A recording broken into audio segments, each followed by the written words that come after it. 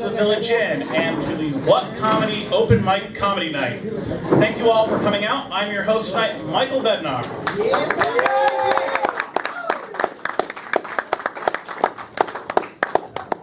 And it's wonderful to see so many people out here tonight.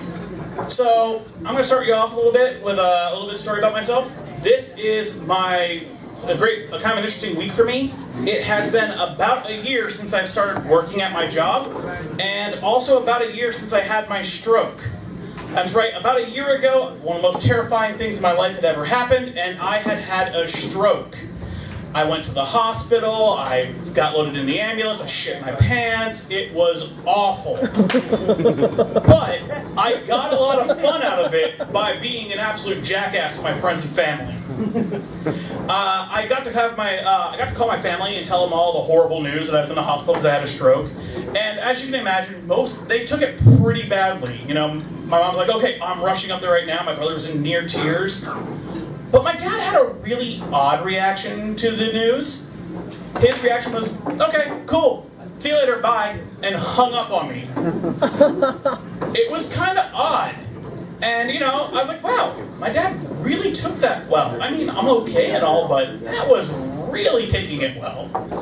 Next day, he comes rushing into my hospital room, like all panicked and flustered as soon as the visiting hour started. He's like, oh man, I'm so sorry. I thought you were messing with me. Because of all the ways to mess with your family, I'm in the hospital and had a stroke is clearly at the top of the list. I also got to call out of work that day, which was kind of an interesting telephone call as I didn't quite have the job yet. So I call in, I'm like, I'm not going to be able to make it in today. I hear kind of a sigh, and I hear, all right. Why aren't you making it in today? I'm in the hospital and I had a stroke. And I swear to God, for like 30 seconds, nothing was said on the line. And then I hear the boss go, oh, all right. Well, I hope you get better. I mean, really, what do you say to somebody in that situation? It's kind of an awkward thing, and I got to do that again when I got to call and cancel a date. It was the second time I had called and canceled a date on this girl, and it was kind of the exact same conversation I had with my boss. So, I'm not going to be able to make dinner for you on tomorrow night? Oh, why now? I'm in the hospital and I had a stroke. And to her credit, she didn't question it, she didn't give me shit about it, she just kind of was like, oh. Well, I guess we'll have to reschedule that. And handled it really well. It was great explaining the stroke to my friends and family. A couple of my friends had just announced they were getting married and asked me to be in one of the groomsmen. And I was really honored, and it was great. But when they came and visited me in the hospital, I just turned to them like, you know, this is all your fault. And they had this look on their face like, what did we do? I'm like, you gave me good news, and my body just doesn't know how to process happiness anymore. It's just not something I understand. But the absolute most fun I had with this was a couple weeks later. I'm in the office, and we're chatting at work, and one of the guys gets a message. He's like, I just got this really weird report that this dude says he lost a contact. He had a stroke. And everyone in the office goes silent. They just kind of, oh shit. What do we say? How do we handle this? And the next thing they know, I was like, fucking pussy. Back in my day, we had a stroke, shit our pants, we're back to work Monday morning. And everyone in the office is still dead silent. 30 seconds later, my boss and two of my friends fall out of their chairs laughing. Just absolutely in tears. And at that point, they knew it was okay to fuck with me a little bit again. So, anyway, that's my story. But you're not here to hear me, you're here to hear these wonderful comedians we have here tonight. Up first, I would love to have Peter Stone come to the stage. Peter.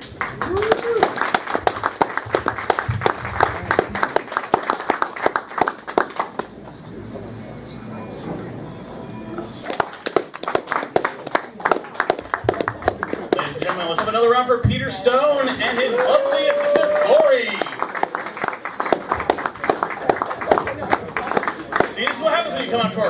shows. We can drag you up on stage and try and make an ass out of you.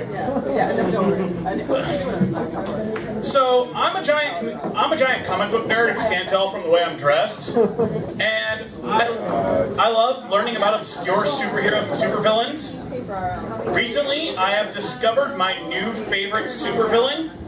He is a guy called Snowflake.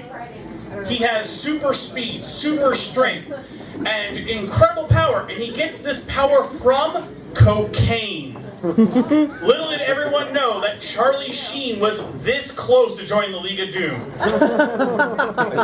The card was weird. Yeah. So, coming up next, we have a wonderful comedian that I always enjoy hanging out with and seeing tell jokes, Alex McKay.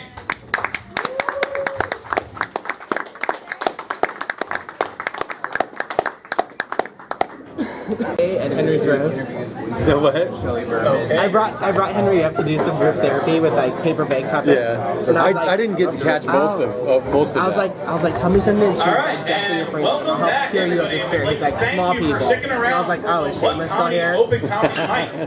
And then everyone And that laughed. was And I was like, entirely a terrible way of saying that. weird. So, I wasn't in I'm the. hoping you took a break. Hope everyone is having a good time. Everyone have a great night? Excellent. So this is only our second time doing this here, so we are really looking for feedback. If you have anything you'd like to say, please come talk to me after the show, and I would love to hear what you'd like to see. So, that all being said, let's go ahead and get started with our next comedian. Yeah, Jack Stewart. Jack Stewart. I apologize.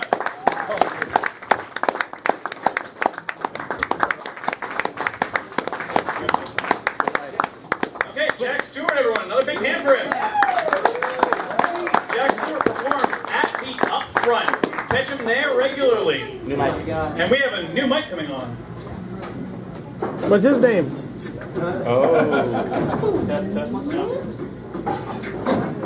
Maybe. Test. All right, here we go. Mic that. All right. He's just gonna mess with the. Yeah, we're just gonna mess with the sound for a minute because we're entirely distracted by this. So, Jack performs at the Upfront, like I said. However, the rest of us, you can catch us at the Green Frog on Mondays. The Wait What comedy show at the Glow this coming Tuesday. A couple of our performers tend to perform at the Whatever Sliver Variety Show and Comedy in the Buff. And we have various other activities coming up through the night, or coming up through the months. So, without further ado, I'd like to bring one of our very funny comedians who performs at these shows, Charlie Myers, to the stage.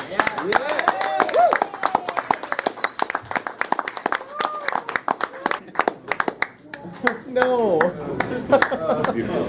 Charlie Myers, everybody.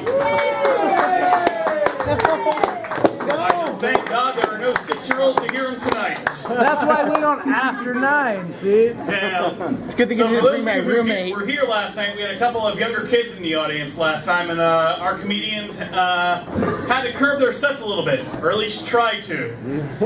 I was about 5 minutes away from starting our own comedy swear jar, and would have been able to pay our tab for at least the next half a year with all the swear words I heard that night. So, speaking of comedians who like to swear, I would like to bring up Mr. Glenn Bristow. Yeah.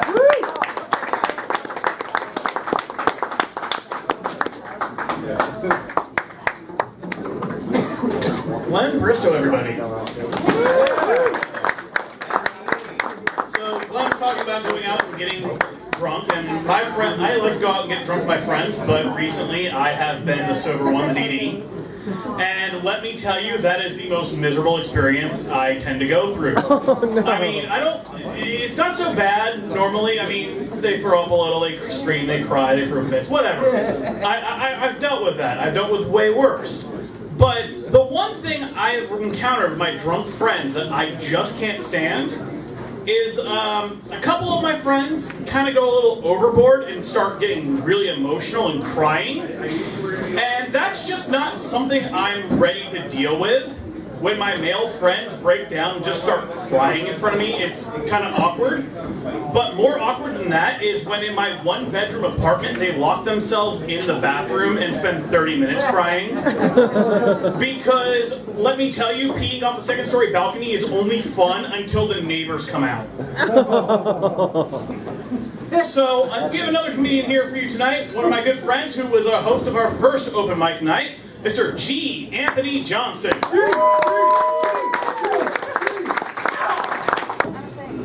feel like I'm putting entirely too much effort into this show now. G. Anthony Johnson, let's hear from him again.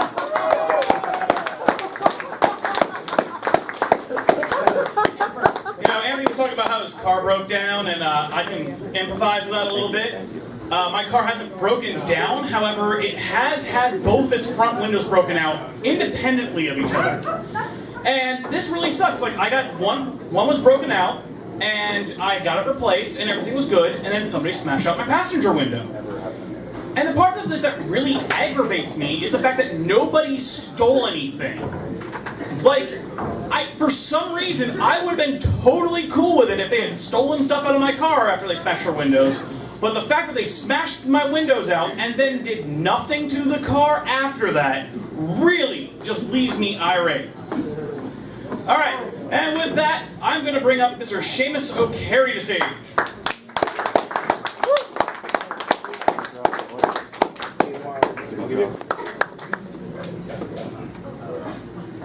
Seamus O'Carey with the award for the night for Best Female Dog Cross-Looking Impersonation. Alright, so we have one more comedian to come up for tonight. It is Tyler Dustin.